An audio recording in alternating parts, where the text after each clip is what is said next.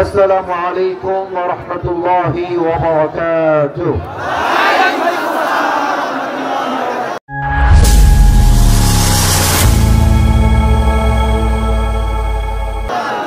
إن الحمد لله نحمده ونستعينه ونستغفره ونؤمن به ونتوكل عليه ونعوذ بالله من شرور أنفسنا ومن سيئات أعمالنا من يهده الله فلا مضل له ومن يضلله فلا هادي له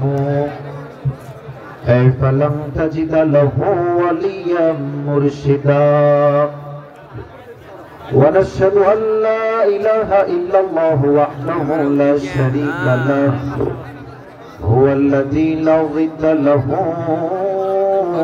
ولا ند له لا مثل له ولا مثيل له ولا كفيل له لا شبه له ولا شبيه له ولا ولد له ولا والد له وهو الواحد الفرد الصمد لم يلد ولم يولد ولم يكن له كفوا أحد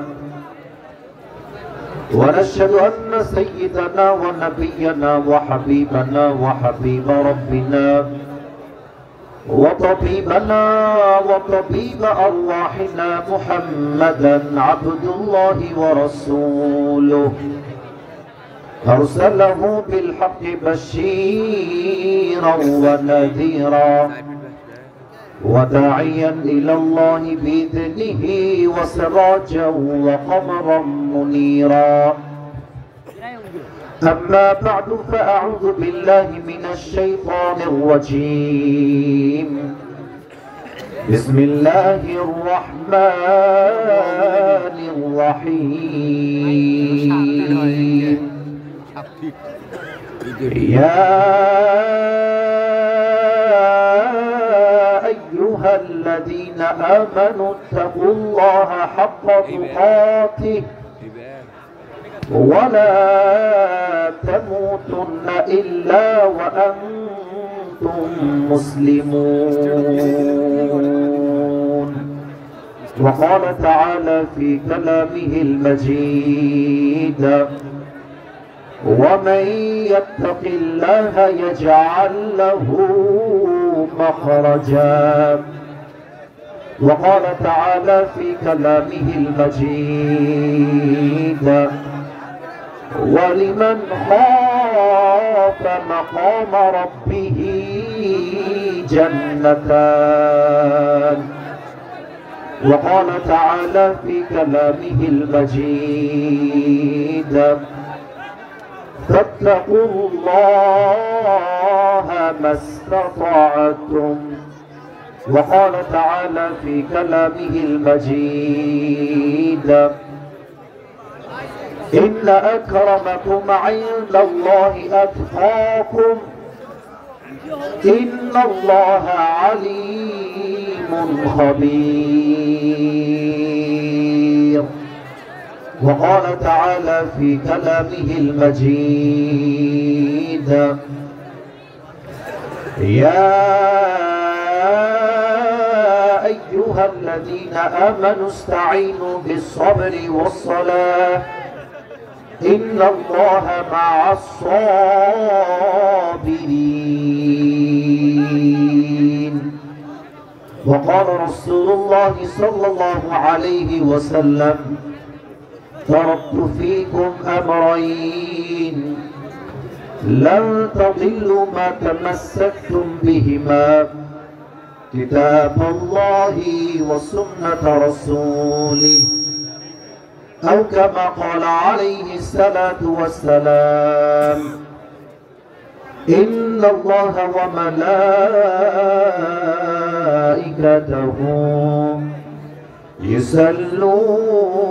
يصلون على النبي يا أيها الذين آمنوا صلوا عليه وسلموا تسليما اللهم صل على محمد وعلى آل محمد كما صليت على إبراهيم وعلى آل إبراهيم إنك حميد مجيد বিশেষ কারণে ধন্যবাদ জানাই আজকে এই জন্য আজকে 27 ডিসেম্বর রংপুরের মাটিতে আমি আসিফ হুজুরের মাহফিল হচ্ছে আবার একই দিনে আজকে মাহফিল হচ্ছে আমাদের সকলের কলিজার টুকরা মিজানুর রহমান আজহারী হুজুরের। বিশ্বাস করেন রংপুরের ভাইরা, আমি মাহফিলে আসার পূর্বে প্রত্যেক 2 ঘন্টা অর্থাৎ আসার আগের 2 ঘন্টা বসে থেকে অলওয়েজ রিসার্চ করি, পুরো বিষয়টাকে কি বলবো না বলবো, আবার রিভাইজ দেই, প্র্যাকটিস করি, লিখি, অনেক বিষয়গুলোকে আমি ব্যাখ্যা লেখার জন্য চেষ্টা করি। সোনামণি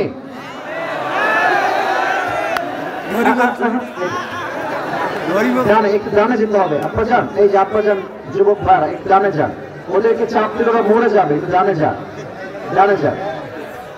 তো আমি আজকে না এটা মজা করার জন্য বললাম, বাকি এখন মজার মুডে নয়, সিরিয়াস কিছু কথা বলতে চাই, দিল থেকে শুনতে হবে।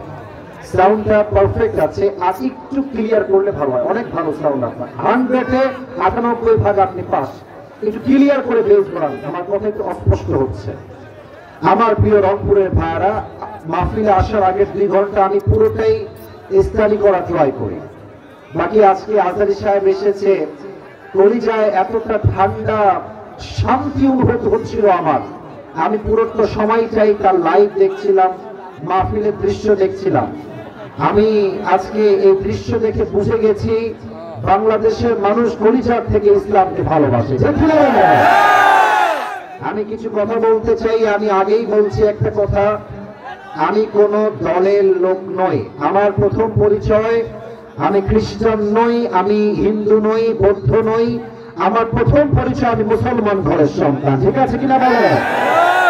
অনেকে আমরা আমাদের পরিচয় দেই যে আমি কওমির ছেলে, আলিয়ার ছেলে, হেফাজতের ছেলে, চরমনায়ের ছেলে। ঠিক আছে, এটা ভুল কিছু নয়, বাট আপনার প্রথম পরিচয় আলিয়া নয়, প্রথম পরিচয় কওমিয়া নয়, আপনার প্রথম পরিচয় হেফাজত নয়, আপনার প্রথম পরিচয় জামাত নয়, আপনার প্রথম পরিচয় আপনি মুসলমান ঘরের সন্তান। আমি আজকে প্রাউডলি বলছি, রংপুরের মাটি হচ্ছে সেই মাটি যে মাটির থেকে এই দেশের স্বাধীনতার দ্বিতীয় সূচনা শুরু হয়েছিল। এই রংপুরের নাম আজ শুধুমাত্র বাংলাদেশেই সীমাবদ্ধ নয়, এই রংপুরের নাম পুরো বিশ্বের প্রত্যেকটা দ্বার প্রান্তে পৌঁছে গিয়েছে। আমাদের কলিজার টুকরা ভাই শহীদ আবু সাঈদ তার বুকের তাজা রক্ত দিয়ে দেশটাকে স্বাধীন করেছে, এবং সে এটা প্রমাণ করে দিয়েছে আমরা রংপুরের সন্তান, কাপুরুষের সন্তান নই, আমরা সবাই বীর পুরুষের সন্তান। আর আমি স্পষ্ট ভাষায় বলতে চাই, যেহেতু দেশের দ্বিতীয় স্বাধীনতার সূচনার ইতিহাস শুরু হয়েছে রংপুরের মাটির থেকে, অতএব আগামীতে যখন ইসলামের পতাকা, ইসলামী রাষ্ট্র, আল্লাহর জমিনে আল্লাহর দ্বীন কায়েম হবে, এই রংপুরের জমিন থেকে ইসলামী রাষ্ট্রের ঘোষণা হবে। যুবক ভাইরা, আল্লাহ এই রংপুরের মানুষকে কবুল করুন, সকলে পড়েন আমিন। আজহারী সাহেব যে আবার ফিরে এসেছেন দীর্ঘ 5 বছর পরে, আমরা সবাই বলেন তো দিল থেকে খুশি না বেজার? আমি প্রাউডলি অলওয়েজ বলি যে Mizanur Rahman is not Mizanur Rahman Azhari. Mizanur Rahman Azhari is the brand of Bangladesh. যুবক ভাই, আমি বিশ্বাস করি আজহারী এমন একজন মানুষ যিনি he has changed the history of Bangladesh. উনি ইতিহাসের চিত্রটাই পরিবর্তন করে দিয়েছে। আমরা আগে মনে করতাম যে খেলোয়াড় হলেই শুধু সেলিব্রিটি হওয়া যায়, আমরা ভাবতাম নায়ক হলেই সেলিব্রিটি হওয়া যায়, আমরা ভাবতাম গায়ক হলেই সেলিব্রিটি হওয়া যায়। বাট আজহারী সাহেব প্রমাণ করেছেন নায়ক হয়ে শুধু নয়, গায়ক হয়ে নয়, খেলোয়াড় হয়ে নয়, একজন ইসলামিক লেকচারার হয়ে পুরো বিশ্বে সেলিব্রিটি হওয়া যায় যুবক ভাইরা। আগে আমাদের মায়েদের স্বপ্ন আমরা দেখতাম, অনেক মায়েরা বলতো আমার ছেলে বড় হয়ে খেলোয়াড় হবে, আমার ছেলে বড় হয়ে গায়ক হবে, আমার ছেলে বড় হয়ে নায়ক হবে, আমার ছেলে বড় হয়ে ইঞ্জিনিয়ার হবে, আমার ছেলে বড় হয়ে ডাক্তার হবে। স্বপ্ন এখন আগের মতো নেই। It has change totally and completely. এখন লক্ষ কোটি মায়ের স্বপ্ন আমার ছেলে আজহারের মতো ইসলামিক স্কলার হবে যুবক ভাইরা। এবং খুব ভালো করে খেয়াল করে দেখবেন, মিজানুর রহমান আজহারীকে জামাতের ট্যাগ দিয়ে এই দেশ থেকে কিছু কুলাঙ্গাররা বিদায় করেছিল যুবক ভাইরা। আমাদের সকলের একজন সিনিয়র আলেম লুৎফর রহমান সাহেব যিনি মারা গিয়েছেন, ওনাকে জান্নাতের উঁচু মাকাম নসিব করে দিক। উনি বলেছিলেন আজহারী একদিন ফিরে আসবে, বিজয়ের বেশে ফিরবে, বীর বাহাদুরের বেশে ফিরে আসবে। আর আমি প্রত্যেকটা যুবকদেরকে এই কথা বলতে চাই, তোমরা মাথায় রাখবা, কোন দল মত দেখে হুজুরকে ভালোবাসা যাবে না। আমাদের প্রথম পরিচয় কোন দল মত দিয়ে নয়, আমাদের রব এক, কোরআন এক, নবী এক, ধর্ম এক, আমরাও সবাই এক। ঠিক না বলে? আমাদের পাশের দেশ ভারত বলতে আমি খুব লজ্জা পাচ্ছি আমার রংপুরের ভাইরা, যদিও তারা আমাদের প্রতিবেশী, তবে আমি স্পষ্ট ভাষায় বলছি এই দেশের সবচেয়ে বড় শত্রু দেশের নাম হচ্ছে ভারত। রংপুরের ভাইরা, আজহারী সাহেব বলেছেন আজকের মাহফিলে ভারতদেরকে উদ্দেশ্য করে যে তোমরা নিজের চরকায় তেল দাও, আমাদের দেশ নিয়ে তোমাদেরকে ভাবতে হবে না।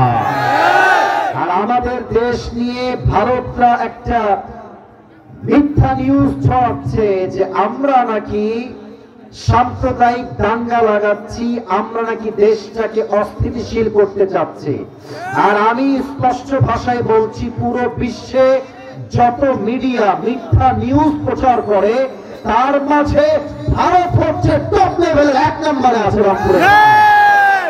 ভারতের যে সাংবাদিকগুলো নিউজ প্রেজেন্ট করে এদেরকে দেখে আমার নিউজ প্রেজেন্টার মনে হয় না, বেশিরভাগকে দেখে মনে হয় হকাররা নিউজ প্রেজেন্ট করছে। আর একটা আছে দেখবা, বাংলাদেশ আর থাকবে না, এইটাকে আমার দেখলে মনে হয় যে এই বেটা গুলিস্তানে আন্ডারপ্যান্ট বিক্রি করলে বেশি মারাতো যুবক ভাই।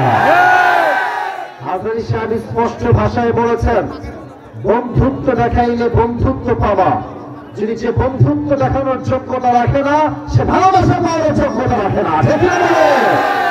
অতএব আমিও আজহারী সাহেবের সঙ্গে তাল মিলিয়ে একটা কথা বলতে চাই, আমরা কোনো দাঙ্গা চাই না, মারামারি চাই না, বিদ্বেষ চাই না, সাম্প্রদায়িক সম্প্রীতি নষ্ট করতে চাই না।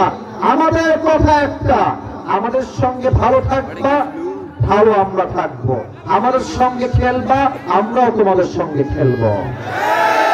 তবে মাথায় রেখো, এই খেলা কোনো সাধারণ খেলা নয়, এটার নাম হচ্ছে গজওয়ায়ে হিন্দ। আল্লাহর হাবিব বলেছেন হিন্দুস্তানের সঙ্গে মুসলমানদের একটা যুদ্ধ হবে, এটার নাম হবে গজওয়ায়ে হিন্দ। এই গজওয়ায়ে হিন্দে যেই যুবকরা, যে মুসলমানরা মাথায় কাপড়ের কাপড় বেঁধে জীবন দেওয়ার জন্য, শহীদ হওয়ার জন্য নামবে, তারা সবাই আল্লাহর জান্নাতে প্রবেশ করবে। অতএব আমি আমার শেষ কথা স্পষ্ট ভাষায় বলতে চাই, আজহারী সাহেব দেশে ফিরে এসেছেন। যারা আজহারী সাহেবকে দেশ থেকে তাড়িয়েছিলেন তারা কিন্তু এই দেশে এখন আর টিকে নাই। আজহারী সাহেব বলেছিলেন কারো গন্তব্য আমার গন্তব্য ঠেকাইতে পারবে না। আর আল্লামা দেলোয়ার হোসেন সাইদি হুজুর বলেছিলেন তোমরা থাকো সব গাছের আগায়, আমরা থাকি গাছের গোড়ায়। বেশি কইল না, জুলুমবাজি কইল না, আলেমদেরকে জেলখানায় দিও না। 18 কোটি মানুষ গাছের গোড়ায় একটা ঝাঁকুনি দিবে, মামুর বাড়ি দিল্লি গিয়ে তোমরা পড়বা, দিল্লি গিয়ে যারা এখন আবার নতুন করে প্ল্যান করছেন স্বৈরাচারকে বসাবার জন্য, এই রংপুরের জমিন থেকে আমি স্পষ্ট ভাষায় বলতে চাই, যদি আগামীতে আমার মাতৃভূমির প্রধানমন্ত্রীর চেয়ার কোন স্বৈরাচার দখল করতে চায়, কোন বেঈমান নাস্তিক আমার দেশে ক্ষমতা নিতে চায়। স্পষ্ট ভাষায় বলছি, আগামীতে জীবন দেওয়ার জন্য এই রংপুরের জমিন থেকে একটা শহীদ আবু সাঈদ নয়, হাজার হাজার শহীদ আবু সাঈদ মাথায় কাপড়ে কাপড় বেঁধে শহীদ হওয়ার জন্য রাস্তায় নামবে, বুকের তারা রক্ত দিলে হাত লাগে দেখা যায়।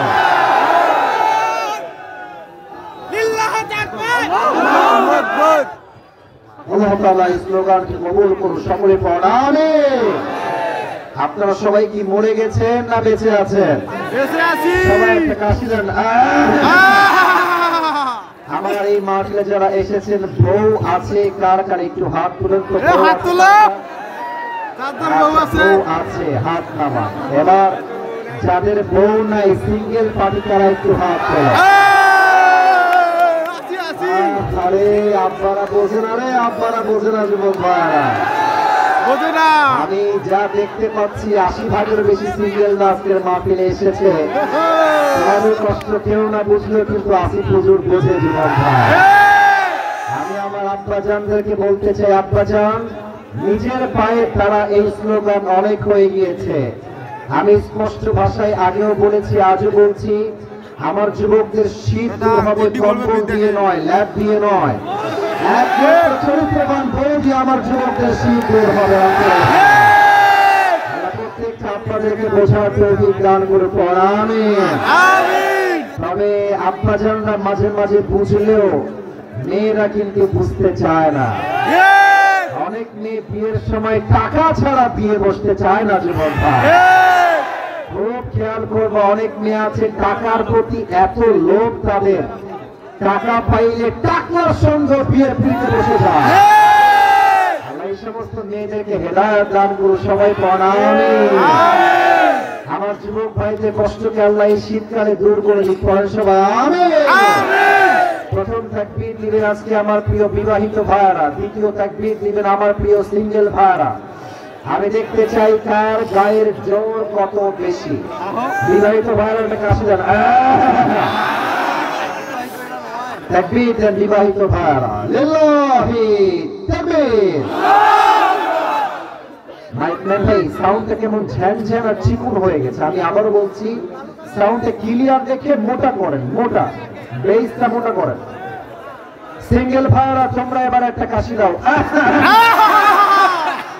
নাম্বারটা আপনারাই দিবেন, মিডিয়ার ভাইরা রেকর্ড করছে। I don't know anything about it, it's just totally your decision. দেখা যাক আজকে কি সিদ্ধান্ত আসে, যুবকরা পাস না বিবাহিতরা পাস, আমরা দেখতে চাই।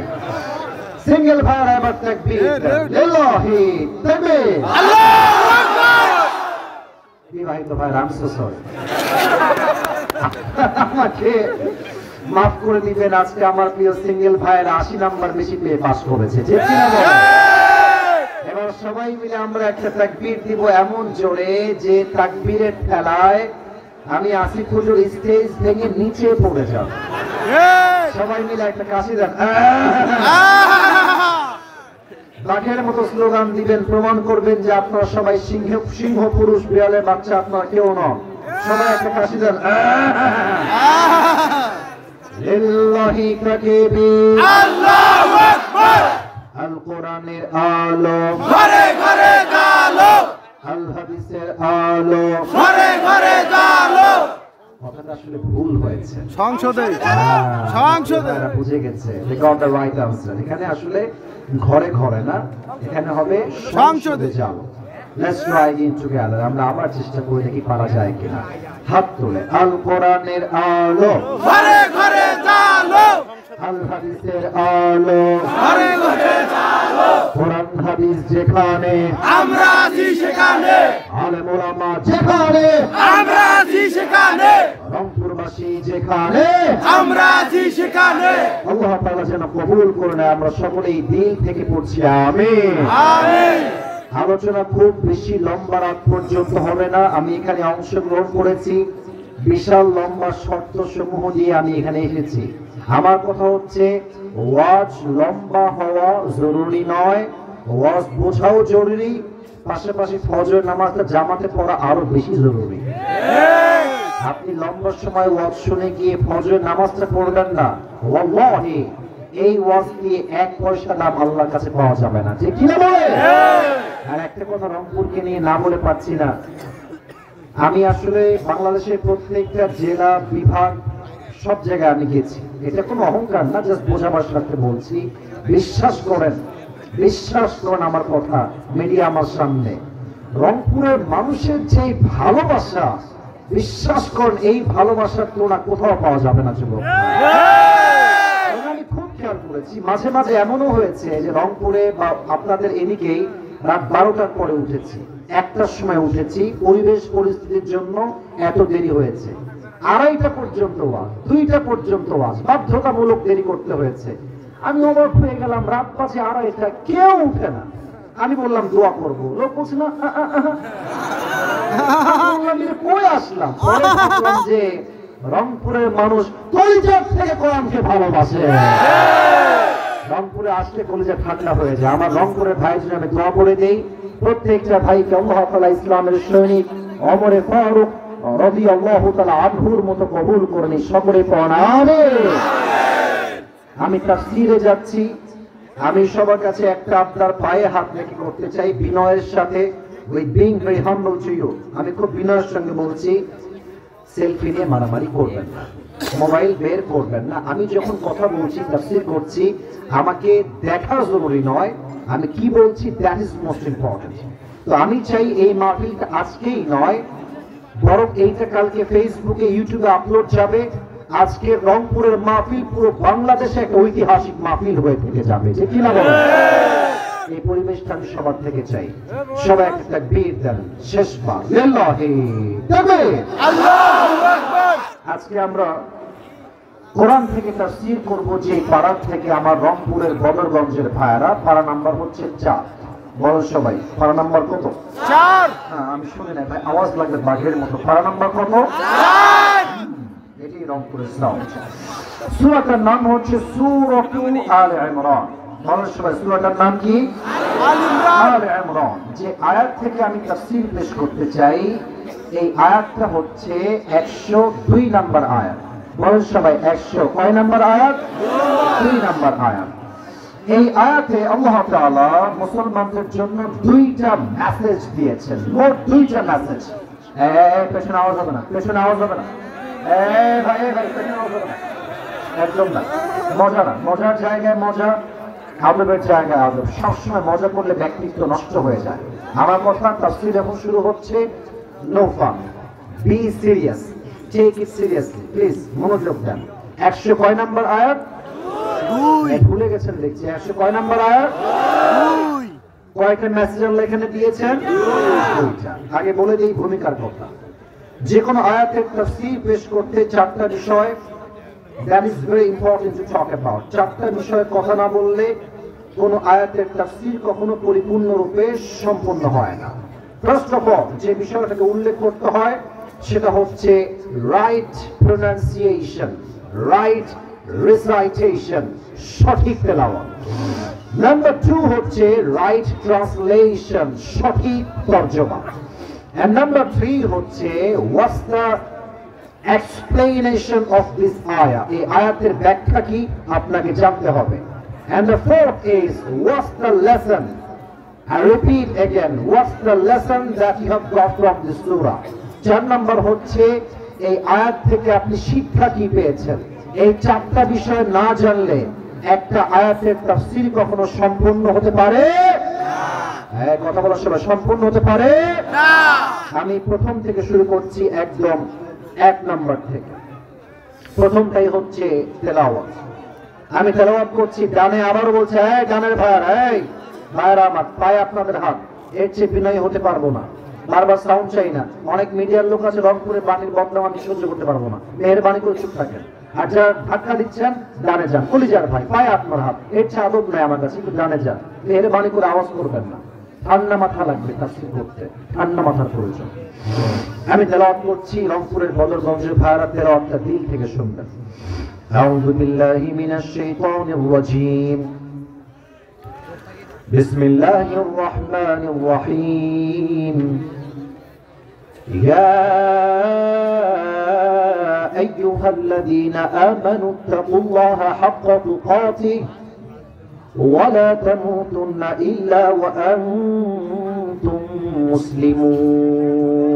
আল্লাহু আকবার। এটা হচ্ছে রাইট ট্রান্সলেশন নয়, এটা হচ্ছে রাইট রিসাইটেশন, সঠিক তেলাওয়াত। এবার আসুন 2 নাম্বার তরজমা কি।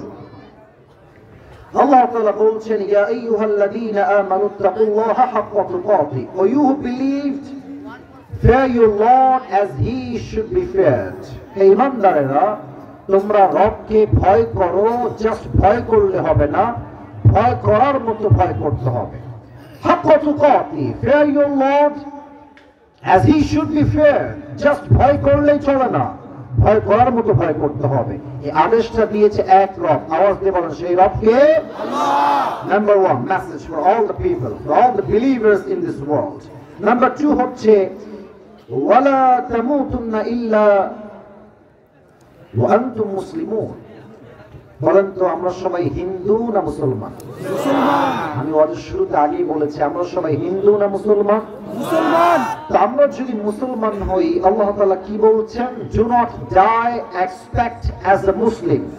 তোমাদেরকে যেহেতু একদিন মরতেই হবে, আমি আল্লাহর মেসেজ হলো প্রকৃতপক্ষের মুসলমান না হয়ে কবরে এসো না। তার মানে এই আয়াতের একটা ব্যাখ্যা, তাফসীর রংপুরের ভাড়া বলেন তো সবাই আছে না নাই? এবার আসলে আমরা ব্যাখ্যায় ঢুকে যাই। আচ্ছা, রংপুরে আপনাদের সবচেয়ে বেশি ফেমাস ব্যবসা, যেই ব্যবসা খুবই মানুষ করে, ব্যবসাটা কিসের ব্যবসা ভাই? তামাক। আচ্ছা, বিড়ি খাওয়ার ব্যবসা। আচ্ছা, আবার দিনাজপুরে লিচুর ব্যবসা আছে, তাই না? দিনাজপুরের লিচু কিন্তু খুবই ফেমাস, খুবই ফেমাস। আচ্ছা, যখনই মানুষ কোনো ব্যবসা করে, মানুষ আগে লাভ নিয়ে ভাবে যে এই ব্যবসা করলে আমার লাভটা কেমন হবে। যখন মানুষ বুঝে যায় যে এই ব্যবসার লাভ অনেক বেশি, যত লাভ মানুষ ব্যবসা করতে তত বেশি আগ্রহী হয়ে যায়, যে কি না বলে?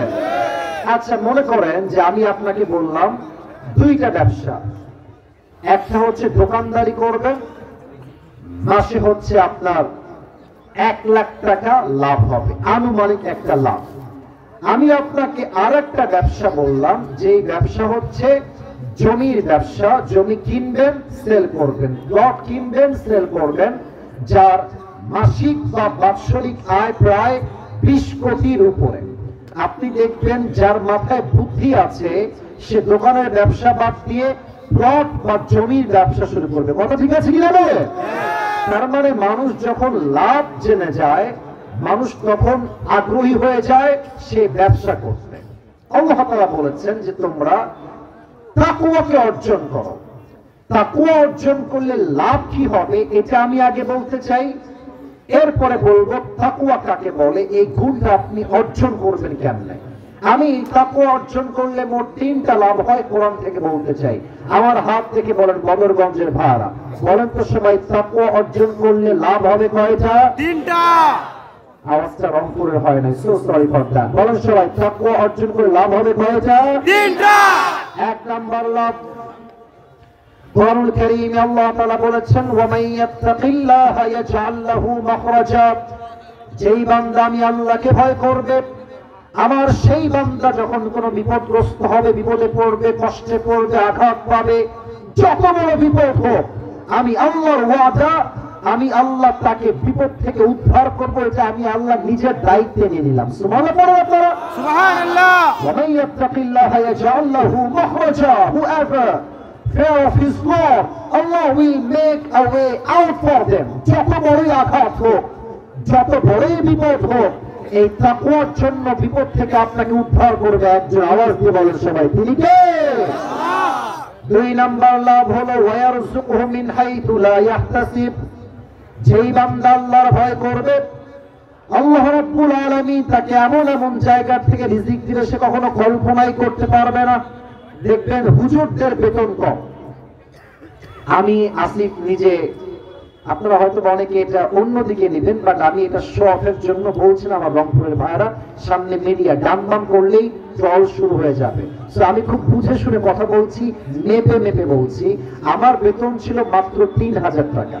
বলেন সবাই কয় হাজার টাকা? 3000। 3000 টাকা। আমি বলছি না আমি খুব মুত্তাকি, বাট এতটুকু বলতে পারি যে আল্লাহর ভয় আমার অন্তর একটু হলেও আছে। আমার বেতন ছিল 3000 টাকা। আমি বিশ্বাস করেন প্রিয় ভাইরা, আমি যে বাইকে তেল ভরবো এই টাকা আমার কাছে ছিল না। একটা পর্যায়ে কি হলো, আমি আমার আব্বাকে বললাম, আব্বা তোমার এই ভাঙড়ি গাড়ি তুমি তোমার কাছে রাখো, আমার দ্বারা এইটা আর চালানো সম্ভব না, আমার কাছে তেল ভরার টাকাই নাই, আমি আজ থেকে হেঁটে হেঁটে ক্লাস করব, হেঁটে হেঁটে বাসায় আসবো, এটা আমার নিয়ত ওই সময়। ইভেন আর একটা কথা বলে ফেলি, আমার আব্বা একজন খতিব এবং আমার আব্বা একজন মাদ্রাসার প্রিন্সিপাল। বেতন অন অ্যাভারেজ আমার বাবার ছিল সেই সময়ে সর্বমোট মাদ্রাসা এবং মসজিদ মিলিয়ে 15,000 টাকা। আমার বড় বোন আছে, আমার ছোট বোন আছে, আমি হলাম ভাই। এই হচ্ছে আমাদের 3 সন্তানের এবং বাবা মায়ের এই 5 জনের সংসার। একজন মানুষের ইনকাম হচ্ছে 15,000 টাকা, ফ্যামিলির মেম্বার হচ্ছে 5 জন। ভাই আপনারে কোন এই দেশে 15,000 টাকা দিয়ে 5 জন মানুষের সংসার কি চলে? এত আস্তে কথা বললে কারে ওয়াজ করি? 15,000 টাকা বেতনে কি সংসার চলে এই দেশে? বড্ড অভাব ছিল, সত্য কথা, বড্ড অভাব ছিল। ইভেন এমনও সময় গেছে যে আমি যে ভালো জুব্বা পরে একটু ক্যামেরার সামনে ভিডিও করব, আমার কাছে ভালো কোনো জুব্বা ছিল না। আমার বন্ধু, তার নাম হচ্ছে আবু হুরায়রা, তার জুব্বা আমি ধার নিয়ে নিয়ে পড়তাম। বিশ্বাস করেন, আমার কাছে সাইকেল কিনে চলতে হবে, আমার পরিস্থিতি হচ্ছে এইরকম। বাট আল্লাহ তাআলা জাস্ট 2 বছর ব্যবধানে আমাকে এতটা উপরে উঠাই দিয়েছেন যে আমি 2 বছর পরে আমার অ্যাবিলিটি এত বেশি হয়ে গেছে যে আমি আমার টাকা দিয়ে অর্ধ কোটি টাকার গাড়িও কিনতে পেরেছি। এটা শখ না, ওয়াল্লাহি শখ নয়। মূল বিষয় হচ্ছে দুইটা। এক, যদি আপনি আল্লাহর উপরে ঈমান রেখে তাকওয়া অর্জন করতে পারেন। 2, আপনি যদি আব্বা আম্মার দোয়া নিয়ে চলতে পারেন।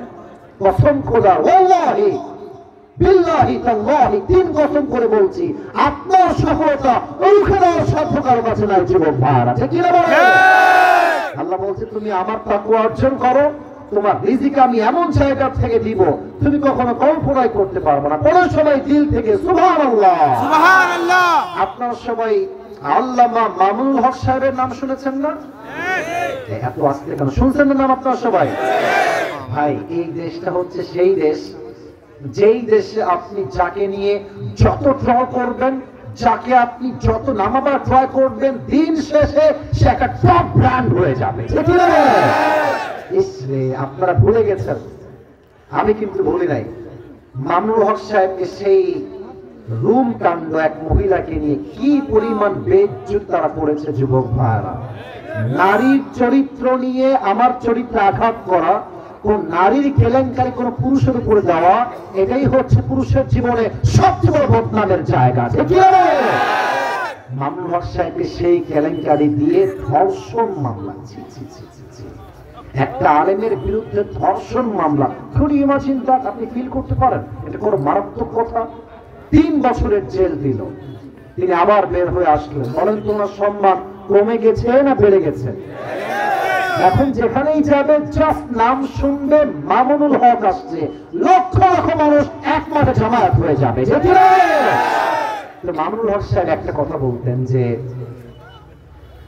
আমাকে অনেকে বলে যে আপনি সরকারি চাকরি করেন। ইভেন অনেকে আমাদেরকে বোঝায় যে মাদ্রাসার শিক্ষক হলে, ইমাম হলে, খতিব হলে কোনো দাম নাই। মামুনুল হক সাহেব একটা কথা বলেছেন, আমার কানে এখনো এটা বাজে। উনি বললেন যে যেই সরকারি বেতনের টাকা পেয়ে আমাকে সুদখোরকে স্যালুট করতে হয়, ওই সরকারি চাকরিকে আমি গুল্লি মারি। কথা ঠিক আছে কিনা বলতে হবে যুবক ভাইরা আমার। আমি ভ্যান চালাই খাবো, আমি রিক্সা চালাই খাবো, আমি মুড়ি বেচে খাবো, বাট হারামের টাকা অর্জন করবো না, কারো পায়ের কোণে আমি থাকতে পারবো না। আমি মানছি হুজুরদের বেতন কম, আমি মানছি 7,000 টাকা বেতন, 10,000 টাকা বেতন, বাট যেহেতু হুজুরদের মাঝে তাকওয়া আছে, তাদের এই অল্প বেতনে বরকত দিয়েছে। এক সপ্তাহ আওয়াজ দিয়ে বলেন সবাই, তিনি কে? আল্লাহ। সর্বশেষ লাভ বলে আমি তাকওয়ার ডেফিনেশন দিতে চাই। তাকওয়া আসলে কাকে বলে? তিন নম্বর ব্যাখ্যা দেওয়ার আগে আগে জানতে চাই, সবার থেকে উত্তর চাই, আমি নিজে উত্তর দিব। একজন হ্যাঁ বসো বসো, নতুন আসছে, নতুন খবরদার ঠ্যাং ভেঙে ফেলবো একেবারে জায়গাতে। এই মাহফিলে আসা যাবে, বসা যাবে, শোয়াও যাবে, উঠে যাওয়া যাবে না। ইসলামী মিয়া বছরে একদিন আসলে উঠে যাবো না, খবরদার। কেউ যদি দেখেন উঠে যাচ্ছে, ওর লুঙ্গি টাই না ধরে বসাই দেবে, খুলে যেন না যায়, খবরদার উঠবা না। তাকবীর দেন সবাই, লিল্লাহি তাকবীর, আল্লাহু আকবার। আমার রংপুরের ভাইরা আমাকে উত্তর দিবেন জবান খুলে, দিল খুলে। জান্নাত আমরা সবাই চাই কি চাই না? চাই। যদি এমন হয় যে আমি এক জান্নাতের মালিক নই, দুই জান্নাতের মালিক হয়ে যাব, ব্যাপারটা কি খারাপ হবে না ভালো হবে? ভালো। সূরাতুর রহমান 27 নম্বর পারায় আল্লাহ তাআলা বলছেন, ওয়ালিমান খাফা মাকাম রাব্বিহি জান্নাতা জান্নাতা। আল্লাহ তাআলা বলছেন, আমার যেই বান্দা আমার ভয় অর্জন করবে, আমি আল্লাহ তাকে কিয়ামতের দিন দুইটা জান্নাতের মালিক বানাই দেব। সুবহানাল্লাহ। এই হচ্ছে তাকওয়া অর্জনের লাভ, এটা হচ্ছে ব্যবসার বেনিফিট, এটাই হচ্ছে আপনার ইন্টারেস্ট, এটাই হচ্ছে আপনার মূল আগ্রহের জায়গা, এই হচ্ছে লাভ। এবার বলেন তো তাকওয়ার সংখ্যা কি হতে পারে? কে জানে কোনটা? তাকওয়া কাকে বলে? আল্লাহ ভয় তো অর্থ, আর তাকওয়া কাকে বলে? আচ্ছা আমি বলছি, আমি তাকওয়ার মোট দুইটা সংখ্যা বলবো। রংপুরের ভাড়া বলেন সবাই, কয়টা? আমাকে উত্তর দেন তো। ইসলামের দ্বিতীয় খলিফা যিনি ছিলেন, দ্বিতীয় খলিফা, সেকেন্ড খলিফা, তার নাম কি ছিল? উত্তর ভয় পাচ্ছেন, বলেন সবাই, নাম কি ছিল? ওমর ফারুক রাদিয়াল্লাহু তাআলা। এই যে ড্রোন উঠছে, গ্রামের চাচাতো ভাই সব ড্রোনে তাকায় আছে। ড্রোনে কি আছে? বড় গ্রামের চাচাতো ভাই যখন প্রথম ড্রোন দেখে, তাই না? একদম না, এদিকে আমার দিকে ওর কর কাজও করবে। সবাই তাকবীর দেন, লিল্লাহি তাকবীর। ওমর ফারুক ডাক দিয়ে বলছে, একজন সাহাবী, তার নাম হচ্ছে উবাই ইবনে কাব রাদিয়াল্লাহু তাআলা আনহু। ডাক দিয়ে বলছে, উবাই ইবনে কাব, আমাকে বলেন তো, মা তারিফুত তাকওয়া, তাকওয়া কাকে বলা হয়? উবাই ইবনে কাব বললেন, হে ওমর, আপনি কি কখনো কাঁটাযুক্ত রাস্তায় হেঁটেছেন? কাঁটা, চতুর্পাশে কাঁটা আর কাঁটা। বলছে অবশ্যই হেঁটেছি। বলছে কেমনে হেঁটেছেন? আপনার হাঁটার স্টাইলটা কেমন ছিল? আচ্ছা এখানে তো আমার টেবিল দেওয়া আছে, আমি দেখাইতে পারছি না, আমি জুতা পরে আছি, অ্যাপেক্সের জুতা। এটা মানে ব্র্যান্ড প্রমোট করার উদ্দেশ্য না, উদ্দেশ্য হচ্ছে এই জুতা খুব বেশি শক্ত না, যদি কাঁটা থাকে জুতা সব কাঁটা সব পায়ে ঢুকে যাবে। ওমর ফারুক বললেন যে আমি তো নরমাল জুতা পরি না, আমি পরি বুটের জুতা, এমন চামড়া, এমন ভাবে তৈরি যে কাঁটায় যদি পাটা পড়ে যায়, look at my right hand, এটা হচ্ছে পা, নিচে হচ্ছে কাঁটা, যদি কাঁটায় আমার পাটা পড়ে যায়, জুতাটা এত শক্ত করি যে কাঁটাটা পায়ের ভেতরে ঢুকতে না পারে। আর হাতে কি রাখেন? বলছে হাতে আমি লাঠি রাখি, যাতে কোনো বাঘ, ভাল্লুক, সাপ, বিচ্ছু আমাকে কখনো অ্যাটাক করতে না পারে। উবাই ইবনে কাব বলছেন এটার নামই হচ্ছে তাকওয়া। সুবহানাল্লাহ বলবেন না আপনারা সবাই? সুবহানাল্লাহ। ওমর ফারুক ডাক দিয়ে বলছে, উবাই ইবনে কাব, তাকওয়ার অর্থটা আমি বুঝলাম না, তাকওয়া আসলে কাকে বলে? এবার উবাই ইবনে কাব ডাক দিয়ে বলছে, ইয়া খলিফাতুল মুসলিমিন, জঙ্গলে চলতে গেলে যেমন কাঁটা আছে, রাস্তাও আছে, বাঘ আছে, ভাল্লুক আছে, আবার ভালো জায়গাও আছে। দুনিয়ায় চলতে গেলে একদিকে আছে হালাল, আর একদিকে আছে হারাম। Decision is totally yours. Which one you want to select for your life? আপনি নিবেন কোনটা, এটা আপনার সিদ্ধান্ত। দুনিয়াতে হালালও আছে, হারামও আছে। বলেন তো সবাই, প্রেম করা হালাল না হারাম? আরে বেটা হালাল। হালাল কবে? বিয়ের আগে না, বিয়ের পরে। ঠিক আছে বললেন কেন? বলুন সবাই ঠিক আছে কিনা কথা। আমি খুব অবাক হয়ে যাই যে আপনাদের রংপুরে সেদিন আমি একটু বের হয়েছিলাম হাঁটার জন্য। আমি অবাক হলাম যে আসলে কি জানেন, দিনদার মানেই যে বোরকা পরবে, বোরকা পরলেই যে দিনদার হয়ে যাবে, ব্যাপারটা মোটো এরকম নয় যুবক ভাই। তুমি দেখবা পার্কে, রাস্তাঘাটে যত মেয়ে ওপেনলি প্রেম করে বেড়ায়, তার বেশিরভাগ বোকারাই প্রেম করে বেড়ায় রংপুরে। আরে বাবা, দেখে মনে হবে হাতে মোজা, পায়ে মোজা, মুখটা কি সুন্দর নেকাব দিয়ে মুখটা ঢাকা, মনে হবে यार ये तो अभी कभी जन्नत से भाग के दुनिया में आई है, ये तो कन्फार्म জান্নাতি है यार। এত কনফার্ম জান্নাতি মেয়েটা কি করছে? প্রেম করতেছে। একটা কথা মাথায় রাখবা, আসিফ হুজুর বলেছিল এগুলো হচ্ছে উপরে ফিটফাট, ভেতরে পুরোটাই সবার খাওয়া। এটা হচ্ছে হারামকে তারা অ্যাকসেপ্ট করেছে, হালালকে তারা অ্যাভয়েড করেছে, তারা মুত্তাকির কাতারে পড়ে না। আচ্ছা, আপনারা সবাই জানেন যে সরকারি চাকরি পাওয়ার জন্য মামা খালু লাগে, এবং পাশাপাশি চা নাস্তা করার জন্য বেশি না 5 লাখ টাকা হলেই চলে।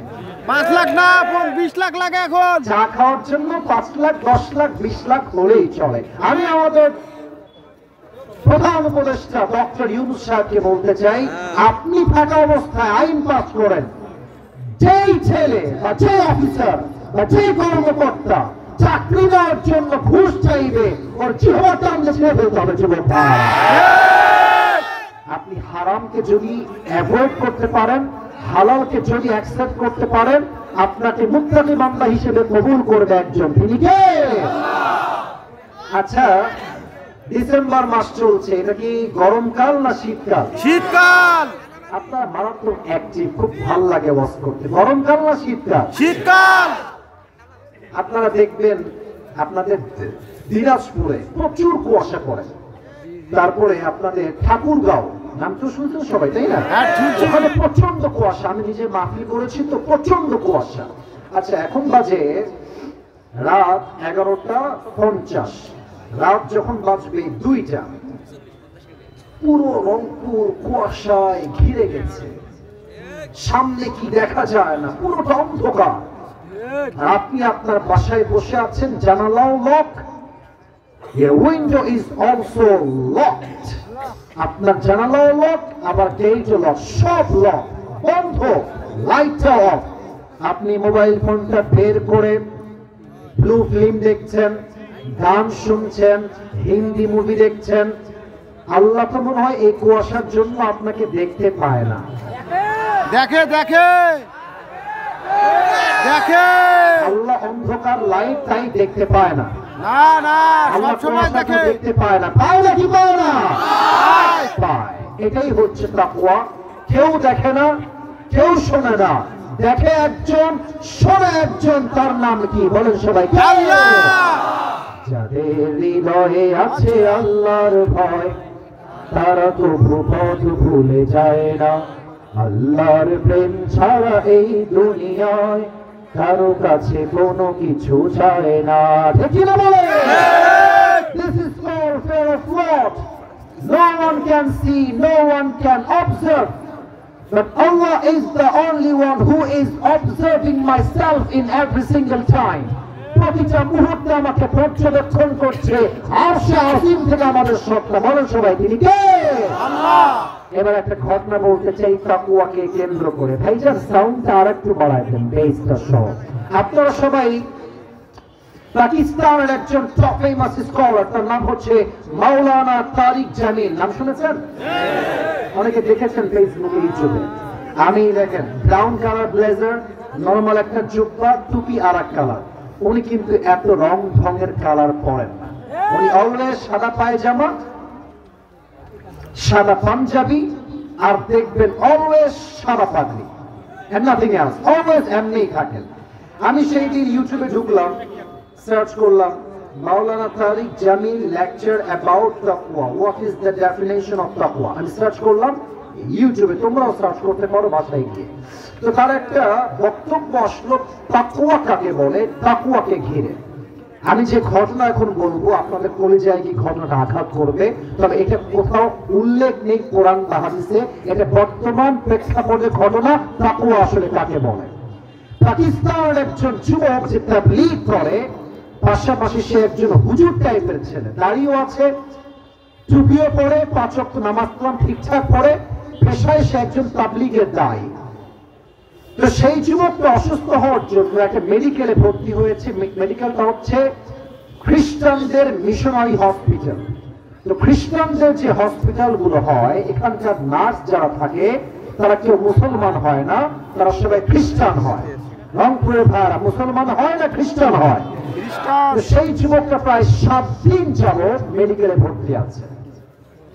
যখন 10 দিন হয়ে গেছে, তার রিলিজ পেপার আসছে, তার ছুটি হয়ে যাবে। তো যেই নার্স রিলিজ পেপার নিয়ে আসছে, সে দেখতে খুবই সুন্দরী, দেখতে অসাধারণ, তার রূপ অসাধারণ। তাই জামিল বললেন যে পাকিস্তানি সেই নার্স এসে যুবককে বলছে, मैं आपसे एक बात करना चाहती हूं, अगर आपकी इजाजत मिले तो। যদি আপনি আমাকে অনুমতি দেন, আমি একটা কথা আপনার সঙ্গে বলতে চাই। যুবকটা মাথা নিচু করে বললেন যে आप क्या कहना चाहती है बहन, आप बताइए, मैं सुनने के लिए तैयार हूं। আপনি বলেন কি বলবেন। তো খ্রিস্টান মেয়েটা নট ইনডিরেক্টলি, একদম ডিরেক্টলি বলছে যুবকটাকে, সে কিন্তু খ্রিস্টান। আই রিপিট এগেন, মেয়ে কিন্তু খ্রিস্টান, এটা কিন্তু মুসলমান। মেয়েটা বলছে, मेरी एक ही बात है, मैं आपसे शादी करना चाहती हूँ। আমি আপনাকে ও কি বলে, এই আগে বোঝো। মেয়েটা বলছে, আমি আপনাকে বিয়ে করতে চাই। তো যুবকটা এটা শুনে টাস্কি খাইছে, আরে আমি হলাম খ্রিস্টান নই, আমি হলাম মুসলমান, সে তো খ্রিস্টান মেয়ে, সে আমাকে কেন বিয়ে করতে চায়। এবার যুবক রাখতে বলছে, বোন आपका दिमाग ठीक तो है, आप तो ईसाई है, मैं तो मुसलमान हूं, तो आपका मजहब मेरे मजहब तो अलग अलग मजहब है। तो आप चूंकि ईसाई है, मैं मुसलमान हूं, तो हमारी शादी जायज नहीं होगी, ये हलाल नहीं हो सकता। আপনি খ্রিস্টান, আমি মুসলমান, আমাদের বিয়ে শরীয়ত সম্মত হবে না। মেয়েটা বলছে, अगर आप राजी हो जाए तो मैं अभी के अभी कलमा पढ़ के मुसलमान हो जाऊंगी। আপনি বলেন না আপনি রাজি আছেন কিনা। মিয়া বিবি রাজি তো কে করেগা, বলেন আপনি রাজি আছেন কিনা। যুবকটা ভাবছে কি বলবো, আচ্ছা আগে জানি যে সে আমাকে বিয়ে করতে চায় কেন। এবার পাকিস্তানের সেই যুবক ডাক দিয়ে বলছে, বোন আমার, এই মেডিকেলে অনেক যুবকরা ভর্তি আছে, তারা অসুস্থ আছে, এতগুলো যুবক বাদ দিয়ে আপনার আমাকেই কেন পছন্দ হলো, আমি কেন আপনার বিয়ের পাত্র হব, কারণটা কি আমাকে বলেন। মেয়েটা বলছে, ভাই আমার, मैं एक बात आपसे शेयर करना चाहती हूँ। क्या बात है, বলেন কি ব্যাপার। বলছে, আমি একজন নার্স, এই মেডিকেলে আমি কিন্তু ফালতু আলাপ করতে আসি নাই, আমি তাকওয়াকে হাইলাইট করতে চাই। তাকওয়া কাকে বলে। মেয়েটা বলছে, এই মেডিকেলের সবচেয়ে সুন্দরী নার্স হচ্ছি আমি। সবাই জানে I am the most beautiful lady in this medical hospital, আমার মতো সুন্দরী কেউ এখানে নাই। তো আমি দেখেছি যখনই আমি রুমে ঢুকি, আশেপাশের সব পেশেন্ট, সব ছেলে আমার দিকে এক চোখে হা করে তাকায় থাকে, कौन आया है, कितनी खूबसूरत है। लेकिन मैंने तुम्हें देखा कि तुमने आज तक मेरी तरफ एक आंख उठा के भी नहीं देखा। সবাই আমার দিকে তাকায়, কিন্তু তুমি আমার দিকে কখনো চোখ তুলে তাকাও না। তো আমি ভাবলাম হয়তো আজকে দেখে নাই, কালকে দেখবে, কাল দেখে নাই, পরশু দেখবে। আমি 10 দিন ট্রায়াল দিলাম, তুমি একদিনও আমার দিকে চোখ তুলে তাকাও না। তো আমি বিষয়টা প্রথমে বুঝি নাই। পরে আমি আমার একজন কলিগকে বললাম যে এই যুবকটা কোন মেয়ের দিকে তাকায় না কেন, আমার দিকে তাকায় না কেন। আমার কলিগ আমাকে বলল, সে একজন মুসলমান যুবক এবং সে জানে যে আমার মনের শান্তির জন্য কোন বেগানা মেয়েকে যদি আমি দেখি চোখের শান্তির জন্য, আমার আমল নামায় জিনার গুনাহ লিখে দিবে একজন, তিনি কে। আর যদি আমি গোপনেও দেখি, কোন মতে চোখ বন্ধ করে হালকা করে দেখলাম, আমাকে কেউ না দেখলেও দেখছে একজন, আওয়াজ দিয়ে বলেন সবাই, তিনি কে। যুবকটা বুঝে গেছে আমাকে বিয়ের মূল উদ্দেশ্য হচ্ছে তাকওয়া। तो युवक बोलते ठीक है, अगर आप मुसलमान होना चाहती है तो मैं भी आपसे शादी करने के लिए तैयार हूँ। तारिक जमील बोललेन, পরবর্তী সময় আলেম আসলেন, মেয়েটা কালেমা পড়ে মুসলমান হলো, ওই যুবকটাকে বিয়ে করে ফেললো। সুবহানাল্লাহ পড়বেন না তো সবাই। এটাই ইসলাম, এটাই ইসলাম। ইসলাম এতটা সৌন্দর্য, এতটা ইসলাম সুন্দর, ইসলামকে যে রিপ্রেজেন্ট করতে পারবে তার হাতে হাজার হাজার বিধর্মী কালো পড়ে মুসলমান হয়ে যাবে। ঠিক কি? তার প্রমাণ হচ্ছে ডক্টর জাকির নায়েক, তার প্রমাণ হচ্ছে মুফতি ব্যাংক, তার প্রমাণ হচ্ছে ওস্তাদ নোমান আলী খান, তার প্রমাণ হচ্ছে ডক্টর মিজানুর রহমান আজহারি, তার প্রমাণ হচ্ছে শহীদ আল্লামা দেওয়ার হোসেন সাইদি হুজুর। ঠিক কি? ইসলাম হচ্ছে পৃথিবীর সবচেয়ে সুন্দর ধর্ম। ভাই 12টা বেজে গেছে, আর কিছুক্ষণ ওয়াজ না শেষ করতে হবে, 1 ঘন্টা হয়ে গেছে তো। ওয়াজ কি চলবে না শেষ হবে ভাই? শুনি নাই, চলবে না শেষ হবে? আচ্ছা, একটা গ্যাপ চাই, ব্রেক চাই। ব্রেকটা চাই এই জন্য যে 12টার পরে কিছুক্ষণ ওয়াজ করে আমি শেষ করব, দোয়া করবো, তবে একটা ব্রেক চাই। ব্রেকটা হচ্ছে আমি কিছু বলবো না, একজন যুবককে চাই যার বউ নাই, সিঙ্গেল, দাঁড়িয়ে একবার তাকবীর দিবা কেমনে তাও শিখাই দিচ্ছি। লিল্লাহি তাকবীর বলবা, সিঙ্গেল কে একটু দাঁড়িয়ে তাকবীর দাও। হ্যাঁ দাও, তুই বউ জীবনও পাবি না। বস, হ্যাঁ তাকবীর দাও। হ্যাঁ যে এখানে ডান দিকে, হ্যাঁ তুমি দাও, তুমি দাও।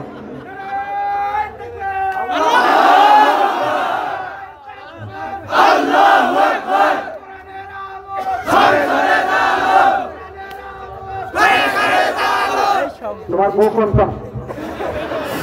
আল্লাহকে দিনদার নেককার বউ দিয়ে দিই, সবাই বলুন আমিন। মাওলানা তারিক জামিল আরেকটা ঘটনা তাকওয়া নিয়ে বলেছেন, পারমিশন দিলে বলবো না, সামনের দিকে আনবো। বলা যাবে কি যাবে না? পাকিস্তানের একজন তাবলীগের দায়ী, তিনি গিয়েছেন ইউরোপে। প্রিয় ভাইরা, আমেরিকাতে যে পরিমাণ জেনা হয় পুরো বিশ্ব সেই পরিমাণ জেনা হয় না। ঠিক কি না বলে?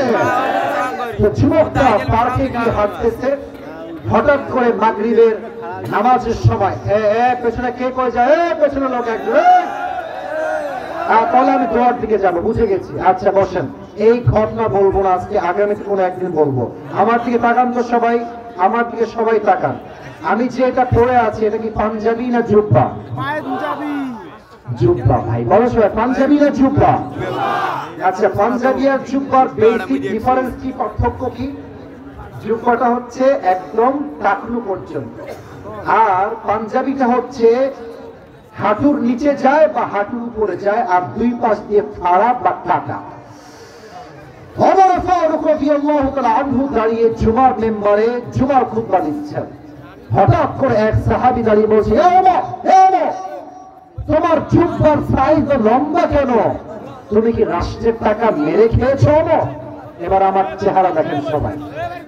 ওমরে ফারুক কোনো চিৎকার নাই, কোনো মারামারি নাই, তার এত বাজে কথা শুনে জাস্ট একটা মুচকি হাসি দিয়েছে।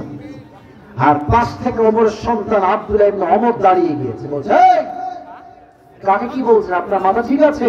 আপনি বসেন, আপনাকে আমি বলবো আমার আব্বার জুব্বা লম্বা হয়েছে কেন। এবার আমার দুই হাত দেখেন তো, আমার দুই হাতে এইটা কি? আমি হাদিস বোঝাতে যাই প্র্যাকটিক্যাল, এটার নাম কি? আচ্ছা, আমি হাদিসটা বোঝাবার জন্য টিস্যুর একটু অংশ ছিঁড়ে ফেলছি, জাস্ট হাদিসটাকে আমি আপনাদের সামনে বোঝাতে চাই প্র্যাকটিক্যালি। এবার বলেন তো, আমার বাম হাতে একটা ফুল টিস্যু আর ডান হাতে একটা কাটা টিস্যু, তো আমার ডান হাতে টিস্যু বেশি লম্বা না বাম হাতে টিস্যু বেশি লম্বা? বাম হাত। Right answer. বলো সবাই, ডান হাতে না বাম হাতে? বাম হাত। তো ওমর ফারুকের জুব্বা হচ্ছে এইটা, সাইজে শর্ট হয়ে গিয়েছে। আব্দুল্লাহ ইবনে ওমর বলছে, আমার বাবার জন্য এবং আমার জন্য দুইটা জুব্বা প্রত্যেক বছর রাজ্য থেকে দেওয়া হয়। তো এই বছর যে জুব্বাটা আব্বাকে দেওয়া হয়েছে, আব্বার জুব্বাটা সাইজে একটু শর্ট হয়ে গেছে। তো আমার আব্বা চাইলে একটা জুব্বা নয়, কয়েক লাখ জুব্বা প্রয়োগ করতে পারে, সেই সামর্থ্য তার আছে। কিন্তু আমার আব্বা কি বলছে? বলছে, হে আব্দুল্লাহ ইবনে ওমর, এদিকে আসো। আব্বা, তোমার জুব্বা এখান থেকে একটু কাটো, গোল করে কাটো। কাটলাম আব্বা, এবার কি করব? বলছে, এই কাটাটা দর্জি নিয়ে এসে আমার জুব্বার নিচে লাগিয়ে পট্টি বেঁধে দাও, পট্টি আনায় দাও। ছেলে বলছে, আব্বা আপনি একজন প্রধানমন্ত্রী, আপনি পট্টি না জামা পড়বেন, ছেড়ে জামা পড়বেন আব্বা? আব্বা বলছে, হে আব্দুল্লাহ, ছেঁড়া জামা পরা উত্তম আল্লাহর জাহান্নামের আগুনে পোড়ার চাইতে যুবক ভাইরা। ঠিক কি না বলে? জাস্ট ছেলের প্রতি এই চিন্তা দিলেন যে জীবনে মরে যাবা, অভাবে থাকবা, বাট রাষ্ট্রের একটা পয়সা মেরে খাওয়া যাবে না। দেখি না বলে আমাদের 3 আগস্ট যখন ঢাকার মেট্রো রেলে আগুন লাগলো, আমাদের কনফার্ম জান্নাতি মাননীয় প্রধানমন্ত্রী আপা, আমাদের সকলের ম্যাডাম, উনি একটা সাংবাদিকদেরকে নিয়ে সম্মেলন করলেন, সংবাদ সম্মেলন। এই মহিলা যে অভিনয় জানতো যুবকেরা, এই মহিলা অভিনেত্রী হলে পুরো বিশ্ব কাঁপায় ফেলতো। এসে বলছে, চোখের পানি মুছে, আমার মেট্রো রেল ঠিক করতে 300 কোটি টাকা লেগে যাবে। আমি ওরে বাবা রে বাবা, 300 কোটি! 5 আগস্টে তার পতন হয়ে গেল। আমরা দেখলাম 300 কোটি তো অনেক দূরের কথা, মাত্র 20 কোটির কমে মেট্রো রেল ঠিক হয়ে গেছে। এটাই প্রমাণ এই দেশের মাটির থেকে জনগণকে ধোঁকা দিয়ে 1 কোটি নয়, 2 কোটি নয়, হাজার হাজার কোটি টাকা বিদেশের মাঝে পাচার করা হয়েছে যুবক ভাইরা। ওই দেশ আমরা আর দেখতে চাই না। সময় খুবই কম, 2টা কথা এই পয়েন্টে বলতে চাই। আমরা আগামীতে যদি ঠিক হয় ঠিক বলবেন, শেষ ভালো চান সব ভালো কাজ। আমরা আগামীতে কোন নারী নেতৃত্ব এই দেশে আর দেখতে চাই না। কোন নারীকে প্রধানমন্ত্রী হিসেবে আমরা দেখতে চাই না রংপুরের ভাড়া। 1 নম্বর দাবি। 2 নম্বর কথা মন দিয়ে শুনবেন, শুধুমাত্র যে পুরুষ চাই তা নয়, আমরা এমন একজন পুরুষকে প্রধানমন্ত্রী হিসেবে চাই, যেই পুরুষ প্রধানমন্ত্রীও হবেন, আবার একই সময়ে তার যোগ্যতা এতটা হাইলি কোয়ালিফাইড হবে, তিনি প্রধানমন্ত্রীও হবেন, জাতীয় মসজিদ বাইতুল মুকাররমে দাঁড়িয়ে জুমার খুতবা দেওয়ার যোগ্যতা রাখবে রংপুরের ভাইরা। এমন নেতা আমরা সবাই দিল থেকে চাই কি চাই না? দেশের প্রধানমন্ত্রী যদি হয় জাতীয় মসজিদ বাইতুল মুকাররমের ইমাম, এই দেশে সুদ বন্ধ হবে, ঘুষ বন্ধ হবে, চাঁদাবাজি বন্ধ হবে, অন্যায় বন্ধ হবে, ঘুষ বন্ধ হবে, ধর্ষণ বন্ধ হয়ে যাবে। আল্লাহ তুমি এই দেশটাকে মদিনার দেশ বানায় দাও, সকলে পড়েন আমিন। সর্বশেষ কথা বলে শেষ করতে চাই। আল্লাহ তাআলা বলেছেন, মুসলমান না হয়ে মারা যেও না। এর মানে আমরা নামে মুসলমান, কাজে মুসলমান হতে পারি নাই। আমার দিকে তাকান তো সবাই, এইটা আমার হাতে, এটাই শেষ কথা বলছি, এটার পরে দোয়া হবে। এইটা আমার হাতে কি? দাড়ি। জি জি, বলেন সবার নাম কি? দেখবেন আল্লাহর রসুলের সুন্নাত দাড়ি রাখলে অনেক মেয়েদের চুলকায় যুবক ভাইরা। দিনদার ছেলে পছন্দ করতে চায় না, গাঞ্জা খোয়া পছন্দ করে যুবক ভাইরা। আমার কথা একটা, যেই মেয়ে আমাকে দাড়ি রেখে বিয়ে করতে চায়, সেই মেয়ে আমার বউ হওয়ার যোগ্যতা রাখে।